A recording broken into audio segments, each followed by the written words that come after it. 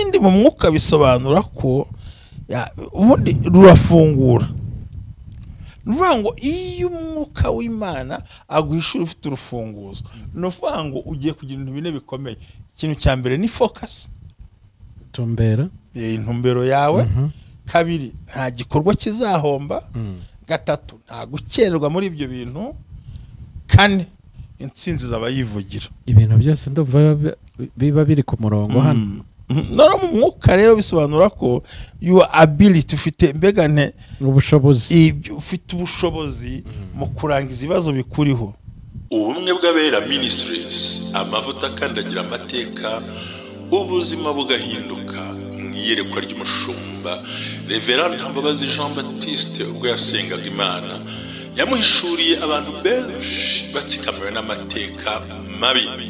Imana yamubwira ngo genda ubasuke amavuta, ubuzima buhinduke, nabo bahindurwa abandi. Ubumwe bw'Abera Ministries ntabwo ari idini, nta nubwo ari n'itorero, ni umuryango wakira buri muntu wese akabohoka. Buri muntu wese mu itorero abohejejwe muri byo. Ubumwe bw'Abera Ministries, amavuta akandagira amateka, ubuzima bugahinduka. Amavuta akandagira amateka ni ijambo dukura mu gitabo cy'Abami ba kabiri ibice 4 umurongo wa 2, aho umubyeyi w'umupfakazi yari afite ideni bagiye kumutwarira abana. Aragenda asanga uwitwa umuhanuzi Elisa, aramubwira ati bagiye kumutwarira abana, mbigenze gute? Elisa aramubaza ngo ufite iki mu rugo rwawe? Undi aramubwira ngo ntacyo mfite, ngo keretse agaherezo gato k'amavuta. Aramubwira ngo nothing, I have nothing in my house unless the jug of oil. Aramubwira ngo genda utiri ibindi ukoresha ngo twatuye dusuzuguritse, ya mavuta make asuzuguritse niyo yatumye akandagira ideni arayishyura, byose bigenda neza. Icyo ufite, icyo ushoboye, icyo ubasha gukora, bwa buryo bwawe na yanze na bwa bwenge bwawe, icyo usuzuguye n'ikimana igiye guhera yo kubakira amateka.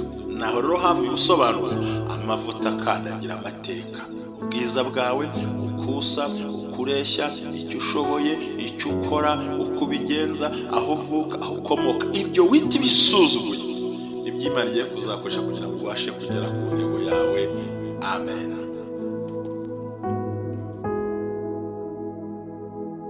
Ndagusuje ngo hani kaze ku Bumwe bw'Abera Ministries, amavuta akandagira amateka, ubuzima bugahinduka. Aho dukurikiye uherereye, Imana ibane nawe, iguhe umugisha, ihaze ibyifuzo byawe. Amahoro ya Yesu Kristo niyo nkwifurije mu izina rya Yesu, amen. Amazina yanjye ni Jerry, turakomeje n'inzozi, ndi kumwe na Reverend Pastor Ntambabazi.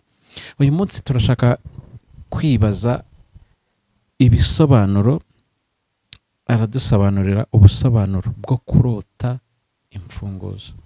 Pastor, we meze neza? No kuri munsi wo ku cyumweru meze ndashima Imana. Kandi Imana nihabwa icyo. Iyo burya bonye umunsi ukeye ukabona irindi zuba, kimenya ngo nandi mahirwe araje. No kuri. Ndashima Imana. Umuntu warose imfunguzo, yaba urufunguzo rw'imodoka, urw'inzu, ntabwo ariko ari amasupana. Yego, urufunguzo rufungura urugi rwo rwose, rwaba rwa coffre fort, rwaba ikibasobanura n'inzozi zirizo ziri positive. ubwo zo ni izibyiza. Reka tuvuge ngo umuntu urota urufunguzo amenye ko ahiriwe mu mugisha, zaba nyinshi zaba nkeya, ni umugisha ukomeye kandi w'imbaraga. Reka turebe ijambo ry'Imana mu Gutegeka kwa 2:28. Gutegeka kwa 2 ibice bingahe? 28:6.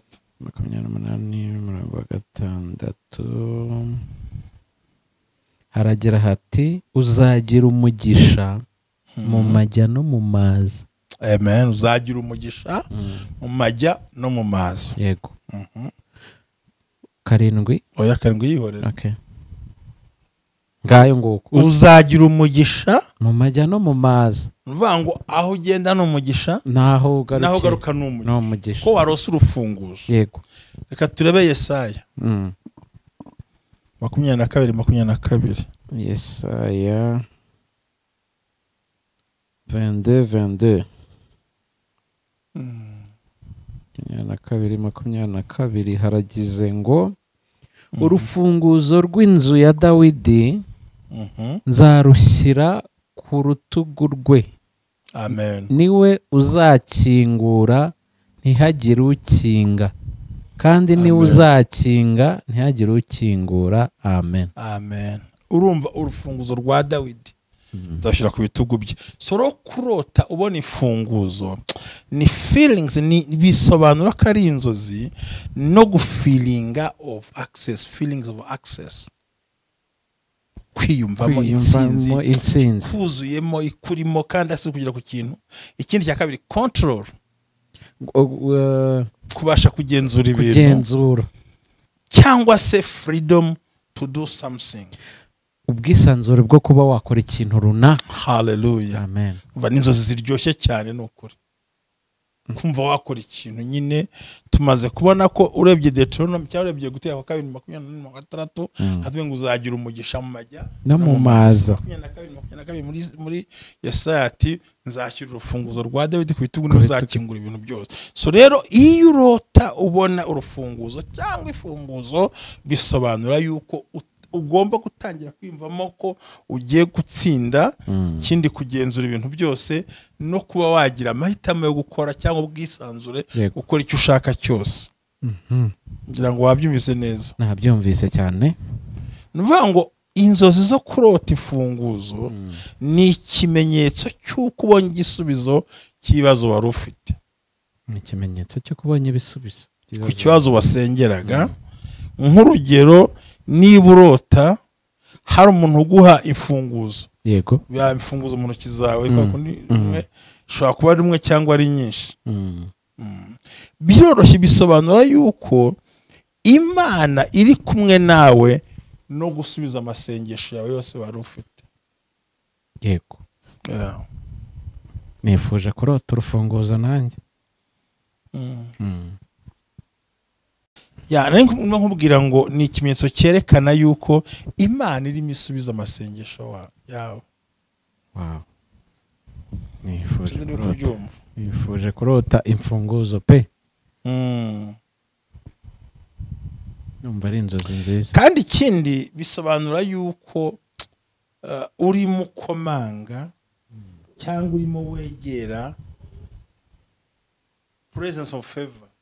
Vangu hajye bigaragaza aho igikundiro harya ni igikundiro giye kugeraho vuba cyane, kandi no kugira ngo bashe gutsinda ibyakurwanyaga byari byaguhigaga burundu.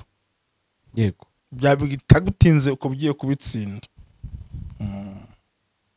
Rero guhora urota cyangwa wakira imfunguzo nyinshi cyane bisobanura yuko ugiye kugira umugisha no kugira major testimony. Ubwo ni amashimwe menshi akurikirana rwose. Umuntu ahora yinye ndashima. Yego. Amashimwe. Nyuma y'amashimwe haza amashimwe. Major test. Ibyo nicyo bisobanura ubundi buriya. Kandi bikwereka yuko utazongera gutakaza lifetime yawe cyangwa opportunity zawe. Bivango ntabwo uzongera gutakaza amahirwe runaka, gutakaza ibihe byawe, oya, ahubwo bizaba ntugiye gufasha kuzamuka no gutera imbere.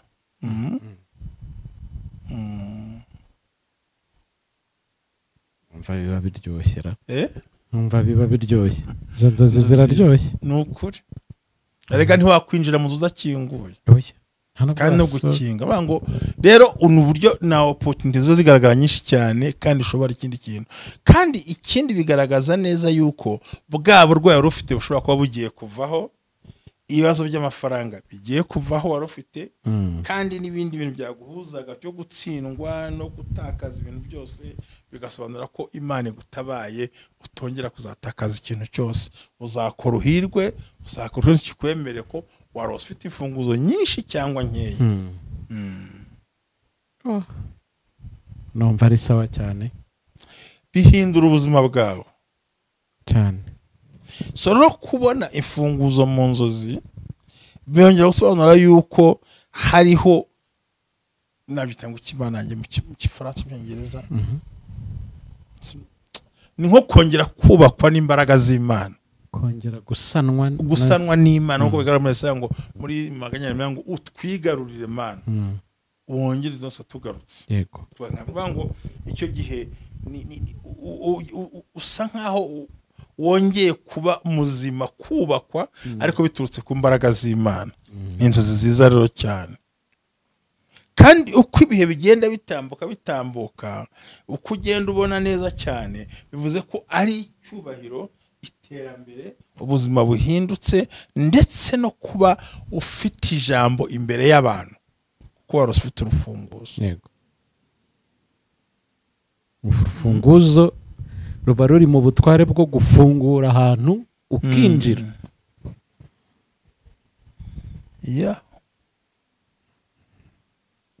Ndumva ari uko nabikubwira, bigaragara ko bya bibazo za ngorane wacagamo, ikindi kigaragaza neza yuko ari ukuri. Ni ukuvuga ngo ushobora kuba ugiye kugera kuri destination yawe kandi utse ku mbaraga z'Imana, focus yawe n'ibyo ureba. Muri make ibibazo n'ukuri byakurwanyaga bibonewe ibisubizo muri uwo mwanya umwe icyarimwe. Ibisubizo birashubijwe. Yego, kandi icyo gihe bigaragaza neza yuko ugiye kugira imbaraga y'urose uha abandi urufunguzo. Bivuga ngo ugiye kugira amahirwe yo gufasha gutabara. Muri make ugiye gusevinga abandi hari icyo bashoboye kubona mu buzima bwawe. So rero inzozi nziza cyane. Gusa ziba mbi ryari n'igihe warutaye, kandi umusanga ushatse kuvuga ifunguzo wabuze aho warushyize, warutaye, ushobora karubura. Ibyo tubireke tuvugira ibintu byiza. Ni ukuvuga ngo iyo urose izo mfunguzo zirenze imwe cyangwa ebyiri cyangwa eshatu cyangwa ikindi, bisobanura neza ko ubwami bw'Imana bukwegereye gukiza amakuba n'ibyago, ndetse twa tubazo bacagamo n'icyo wabonye uburenganzira bwo kwinjira. Yego. Ikindi mu mwuka bisobanura ko ubundi rurafungura. Nuvuga ngo iyo umwuka w'Imana aguhishura ufite urufunguzo, nuvuga ngo ugiye kugira ibintu bine bikomeye.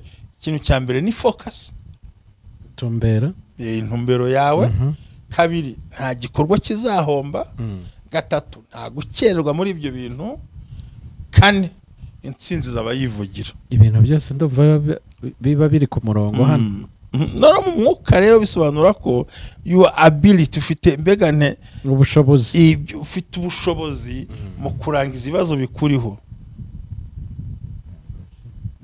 Kandi ikindi bigaragara ko ugiye kugira umugisha ugaragara na possibility zigaragara mu byo uzadiringa byose. Wari wadiringa dosiye zikanga, wari ufite urufunguzo, nta dosiye wadiringa ngo yanga. Bigomba gucamo. Yes, igomba gucamo. Hano sawa cyane pe. Ibintu biraryoshye. Ndumva ari byo ngibyo. Ibyo rero iyo umaze kubirota muri iyo nzira, hari icyo ukwiye gukora. Buranagira ngo turebe Zaburi 23, ariko iyo turayizi.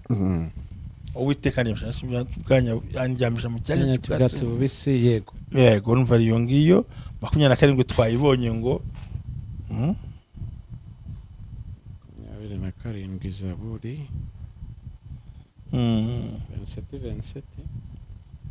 27 murongo wa mbere. Ya 23 irasanga irazwi cyane. Ari nimwe sobanura ngo Uwiteka yanjyamisha mu cyanya cy'ubwatsi bubisi, ashobora kurya amazi adasuma. Naho ko naho twayivuga nta kibazo.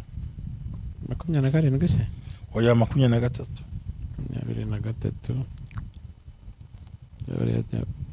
Uwiteka niwe mwungeri wanjye sinzakena, andyamisha mu cyanya cy'ubwatsi bubisi, ni iruhande rw'amazi adasuma, asubiza intege mu bugingo bwanjye, ayobora inzira yo gukiranuka, kubw'izina rye ryera. naho nanyura mu gikombe cy'igicucu cy'urupfu sinzatinya ikiri cyose kuko ndi kumwe nawe. Ngiyo roza buri iguhuza. Yego indi reka nkwereke reba iya mbere gatatu, reba iya mbere umurongo wa mbere gatatu.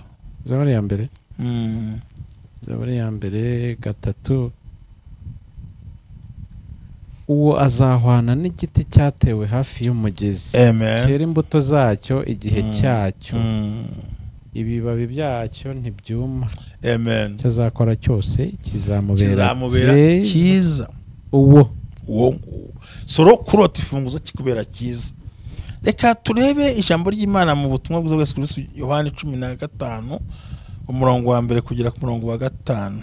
Yohana 15 umurongo wa mbere.